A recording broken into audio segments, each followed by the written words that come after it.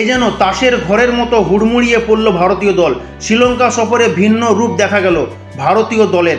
সদ্য টি-20 বিশ্ব চ্যাম্পিয়ন হয়েছে ভারত। ভারতীয় দল শ্রীলঙ্কা সফরে ওডিআই সিরিজে একেবারে নড়বড়ে দেখাচ্ছে ভারতীয় দলকে। সফরের প্রথম ম্যাচ ড্র দিয়ে শুরু করেছিল গম্ভীর বাহিনী। দ্বিতীয় ম্যাচে শ্রীলঙ্কার বোলিং তাণ্ডবের কাছে মাথা নত করতে হলো বিশ্ব ক্রিকেটের 1 নম্বর ব্যাটিং শক্তি দলকে। লঙ্কা বাহিনীর কাছে 32 রানে পরাজয় স্বীকার করতে হলো ব্যর্থ বিরাট রাহুল আইয়ার।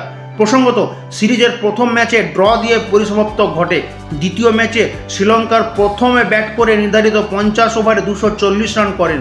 আবারও জ্বলে উঠলেন ওয়াশিংটন সুন্দর। 10 ওভারে 30 রান দিয়ে 3টি মূল্যবান উইকেট তুলে নেয়। তবে কাজে এলো না ওয়াশিংটন সুন্দরের অবদান।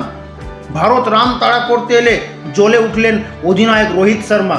44 বলে 64 রানে ঝোড়ো ইনিংস খেলার পরেও ম্যাচে পরাজয় স্বীকার করতে হলো। রোহিত শর্মা জ্বলে উঠল, হুড়মুড়িয়ে পড়তে হলো বিরাট, কেএল রাহুল, শ্রেয়াস আইয়ারকে। ভান্ডারসের বোলিং তাণ্ডবে দুর্মুষ ভারতীয় দল। ভারতীয় দলের 6টি মূল্যবান উইকেট তুলে নিয়ে ম্যাচের সেরা নির্বাচিত হন জেফ্রি ভান্ডারস। প্রথম ম্যাচে ভারতীয় ব্যাটিং বিপর্যয়ের প্রশ্ন উঠেছিল সমগ্র ক্রিকেট মহলে। আবারও সেই প্রশ্নকে এক ধাপ বাড়িয়ে দিল ভারতীয় দলের আইকন ব্যাটসম্যানেরা।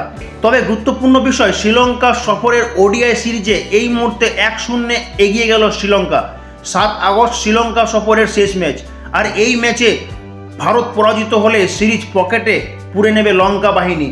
তবে প্রশ্ন উঠেছে ভারতীয় ব্যাটিংকে নিয়ে, ঠিক যেভাবে সমালোচনার মুখে পড়তে হচ্ছে গৌতম গম্ভীরকে। ব্যুরো রিপোর্ট, খবর বাংলা।